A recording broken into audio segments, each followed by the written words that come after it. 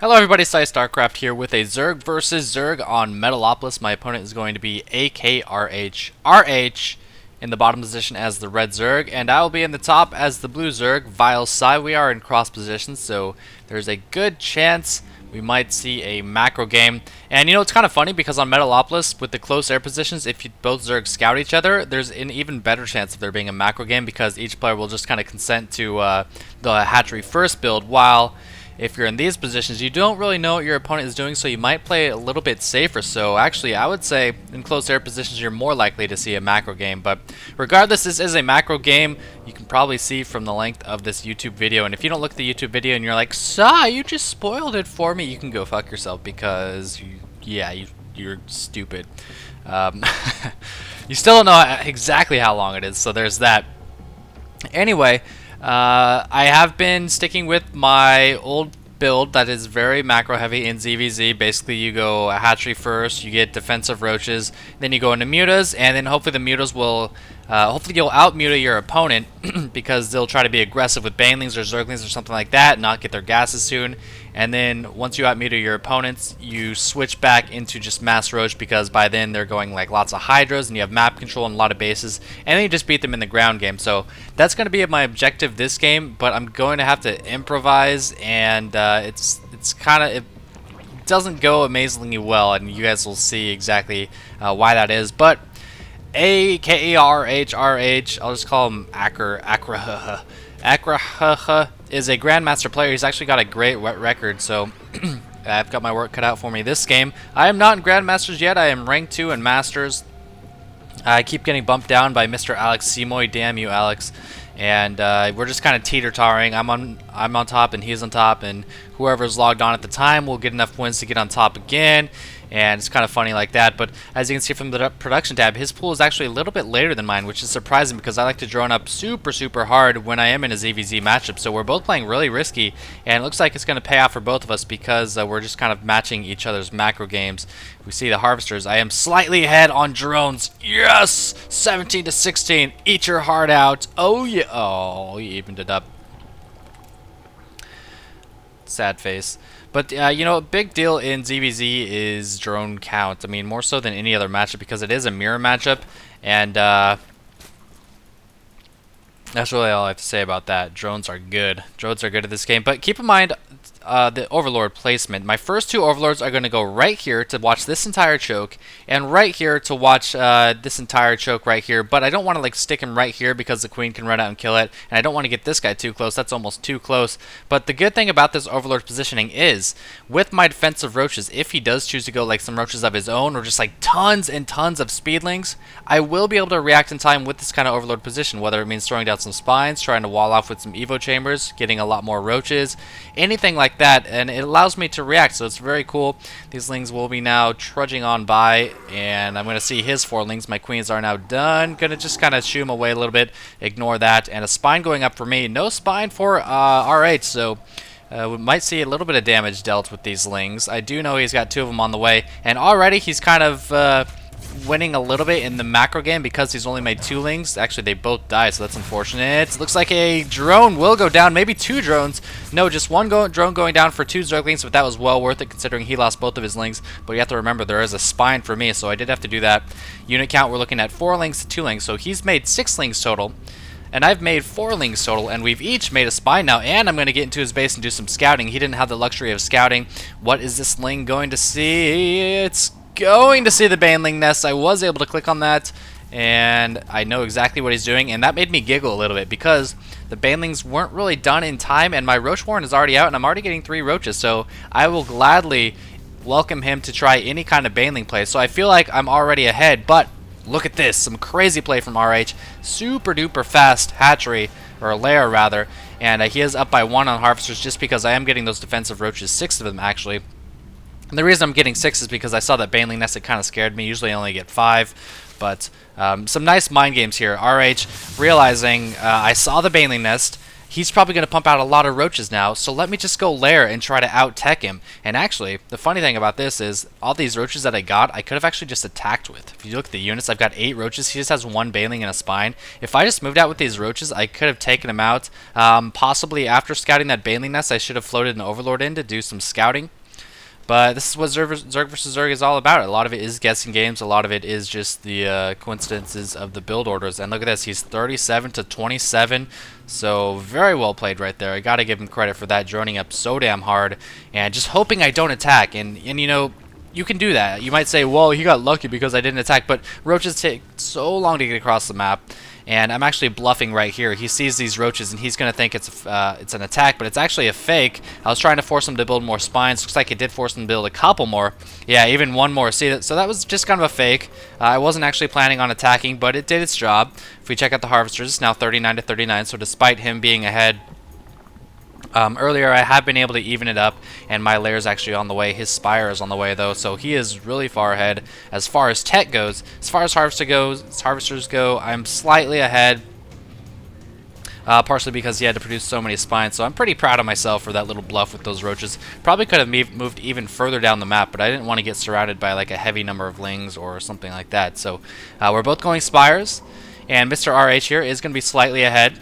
We can see, let's check out the gas count. 1922, 23. 1922, 23. I've got 1923, 23, 20. So we're about even on gas. He's mined a little bit more off of his main, but I got my 4th extractor faster. So once the mutas come out for him, I will be able to match them fairly easily. If we check out the gas right here, his spire's ahead, and he just trained 6 mutas. When my spire completes, I'll be able to get about 8 mutas, but he'll have created a couple more by then. So we're almost identical on the gas count. He's got a couple standby lings. Of course, these spines is chilling here, but the mineral count is very lopsided. He's only got 40 harvesters right now, while I'm sitting on 55 harvesters, so it's basically just a muta game. Now he's droning up a little bit more, taking his 3rd. Pretty natural timing for the 3rd. Once you get your spire, you have map control. You can clear out any roaches that would try to attack this 3rd, even some lings. So very standard. Right now I'm actually getting an evolution chamber because I kind of feel like he is going that spire play. I want to be able to get spores if I want them. And now my spire is complete, getting 9 mutas. And how many mutas does he has? He has 8. And okay, look at this. If you know your opponent is going a spire, you want to get armor. Armor is way better in Muta on Muta. You see a lot of the Korean pros do that when it's Muta on Muta, just because it also reduces damage from the bouncing, from the glaive worm. So it actually reduces 3 damage each shot in Muta on Muta, as opposed to just adding, 1.5 or so with the attack upgrade. So I should have gone for the armor upgrade, first of all. A couple spores on the way as well. So you might be asking, Psy, why would you get spore colonies? And couple mutas going down, and after that happened, he lost 2 mutas to no mutas. I felt like my opponent knows he's lost the muta count war. I think he's gonna switch it up. Oh, there we go. Now I canceled my air, and I'm going for armor once I saw his mutas. I think my opponent's now gonna switch it up into ground because he saw that I have more mutas than him. That was not the case. You can see he's getting 6 more mutas. So I got a little ahead of myself. I was like, alright, I'm going to stop making mutas here in a second. And I thought I could switch it up into ground already after I had the muta dominance that my strategy kind of relies upon, but that was not the case. You can see he's still making mutas. The muta count is now 10 to 11. I am slightly ahead. My armor is going to trump his attack, and killing a couple more overlords and producing 3 more mutas. My 3rd base is a little bit later than his, so he's getting a lot more gas, and maybe this is what led him to think, no, I can win the muta war. I have a 3rd base faster than him. I'm going to be fine. Now running into that 3rd base, muta count now 14 to 13. He is up by 1, but again, I've got that armor coming that will trump his extra couple mutas.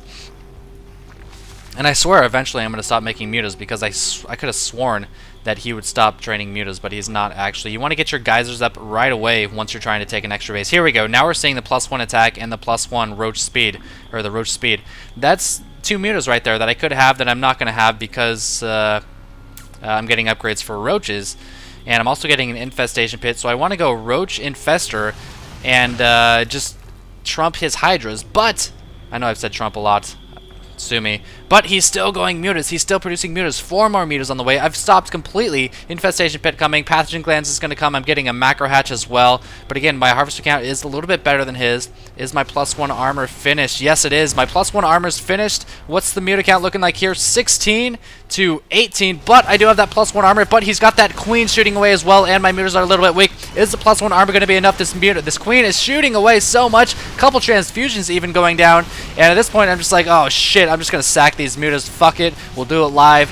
Every single muta going down because of that queen, because of the transfusions, and I was slightly outnumbered. The +1 armor upgrade just didn't quite cut it. I will have infestors eventually though, but that's a lot of mutas. And the reason earlier I was talking about spores, why would you get spores and a muta on muta? Because if his mutas are in my base and my mutas are in his base, if I have spores I'll win, and if he doesn't have spores I'll win. So, I mean, imagine that kind of situation. You'll be able to harass, and he won't. He'll just have to fly back and cross his fingers. But that's a lot of mutas, man. 15 mutas with +1 attack, almost +1 armor. 4 infestors on the way, but I have to run my drones because he was easily able to snipe that spore. More mutas reinforcing, and a second spore on the way. Ling's able to swarm in. They won't do a whole lot of damage. These roaches are going to get there soon. And do these roaches have the speed? Yes, they do. And actually, I accidentally built a second infestation pit. Is the pathogen... No! Pathogen glands don't get done. It reminds me of me versus Ruxus. Spire is going to go down. Spawning pool is going to go down.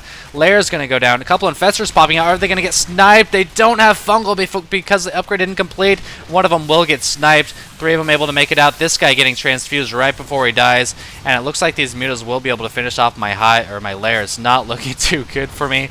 Harvester is now 50 to 84. You know, I am running off my 3rd base, but that's not saying a whole lot. He's actually taking his 4th base. Needs to get the gas there. There we go. So, I kind of misread my opponent this game. I saw mass muta, and then I killed a couple. I felt like, okay, I have a muta lead now. What's he going to do? He's going to switch up into ground. He never did. And he ended up taking down my mutas when I was just not being as careful as I should have been. I did get some fortunate fungals here, though, taking out about 9 or 10 mutas. And that's good. And I've got a Hydra Den on the way, so that's good as well. He is getting +1 attack and +1 armor for his ult for melee, which is kind of strange. As well as an infestation pit. Are we going to see pathogen glands? Maybe a hive? I mean, yeah, there we go. There's a hive. Ultras to follow up this muta play. Now he has to be careful. I mean, mutas, if you want to fight mutas head on, they're not going to do that well, especially against Roach Hydra Infestor, because his Lings won't be able to do anything. Looks like he is spawning up really hard. Yeah, okay, so this is his plan.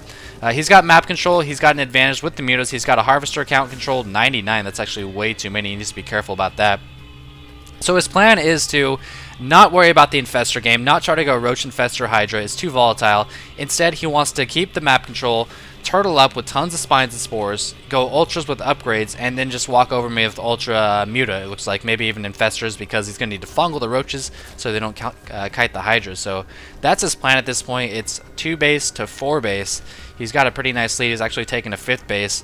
Meanwhile, I'm just getting hydras with the upgrade, range upgrade. My ground units are almost 1-1, well, it's almost halfway. So I've got several hydras, roaches, and more hydras rallying, as well as 3 infestors against just 20 mutas. Very, very risky follow-up. I feel like RH, this kind of follow-up is way too risky. That's a lot of spines. It's way too risky of a follow-up considering how far ahead he is in the game, and he's actually still got 97 drones. I hope he watched this replay and realized that's way too many drones.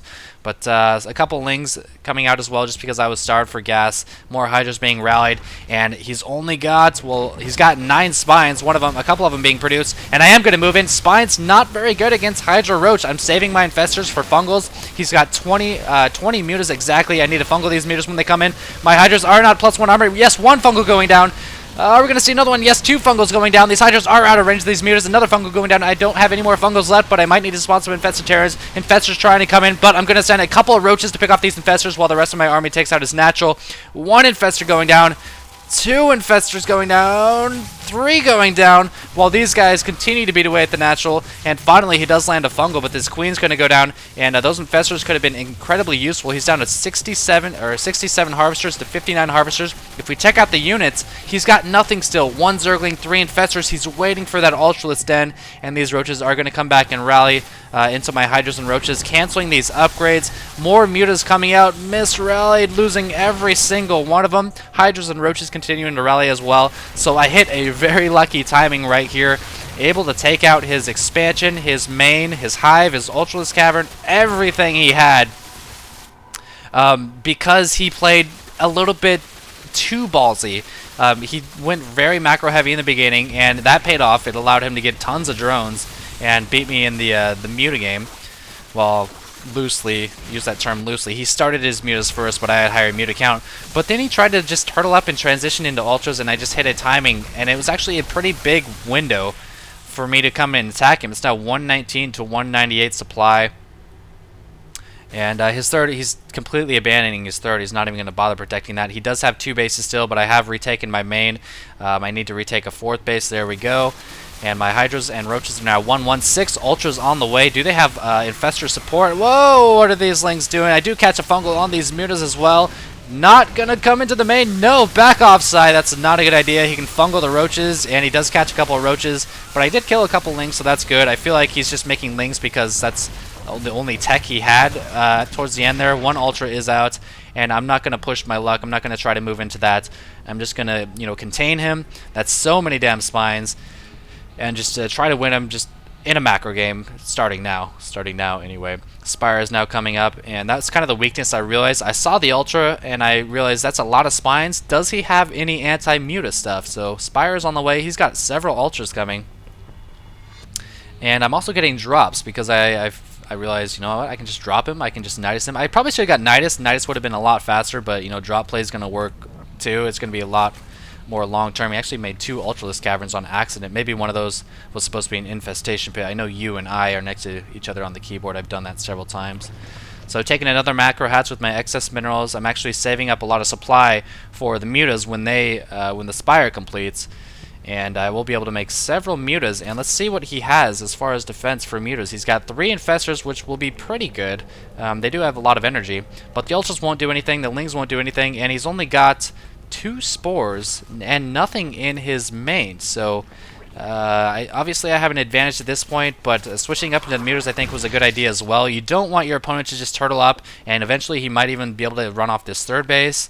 So not going to allow him to catch up. I really want to get those Mutas out and just try to beat him straight up with units that he can't attack. I hear it's good in StarCraft to have units that your opponent can't attack. Cloaked units, flying units, stuff like that. Siege tanks, such long range. So 18 Mutas on the way, plus 2 attack for my ground units on the way. And you have to realize at this point, I'm expecting him to attack. He's desperate. He knows I'm ahead on bases probably. He saw that I had this 3rd base. He has to assume I'm probably, yeah, he knows I'm getting the gold. So I'm realizing, alright, he's got nothing in his base right here. I'm going to go attack it with Mutas, and then he's probably just going to go all in. He's probably going to attack with everything he's got after my Mutas come. I'm going to be ready to pull my Mutas back to focus down the Infestors and, infested Terran and stuff like that. So the Mutas are just kind of chilling for now. They need to be moving out. There we go. And you just got to be prepared for that kind of thing. Hit your injects and have a lot to rally out. It's now 151 to 186, so he is kind of slowly crawling his way back into the game. Still 45 to 62 harvesters. He's not yet mining off this 3rd. Maybe he doesn't feel completely safe right now, but here come the Mutas. What does he have? He doesn't have a whole lot. Down goes the Queen. Down go a lot of the drones. And now he is combining all of his forces, getting ready to move out. The Lings and Ultras are still 1-1. I was able to kill those Evil Chambers earlier to cancel the upgrades. And I should be pulling my Mutas back once I see these Ultras and Lings coming. Will I see them? There we go. Now I see them. This hatchery does not matter. It is actually going to be finished off anyway. And here he comes. Ultras. Tons of Ultras. Tons of Lings. I'm almost +2, but the counter to Ultras, Infested Terrans. Here come the Mutas from behind, picking off 1, 2 Infestors, 1 nice fungal landing. I swear to God, Infested Terrans are so good against Ultras. I need to attack with these Hydras just for the sole fact that they cause them to cluster fuck up and do absolutely nothing. They're wasting all their damage on these disposable Infested Terrans, not controlling my ground forces as well as I could. The Hydra's just kind of chilling there. But it's going to be pretty much it for RH. He does end up leaving the game. Ultra's just he just didn't have enough. I mean, the supply count was pretty lopsided, and Ultras just are bad in general, especially when they're only 3-1. So hope you guys enjoy that little bit of a comeback. I don't like RH's transitions at all. First of all, I feel like if I would have kept going Mutas, he would have been really far behind because I had the Muta count went ahead. I was ahead in Muta count. And second, after all of my Mutas died, he should just transition to normal play. He was so far ahead, he killed my main. Going Ultras was just silly, and maybe he's just theory crafting or something. I don't know. But I hope you guys enjoyed that. Nice little DBZ for you, a longer one. And as always, thanks for watching. Squirt Bottle.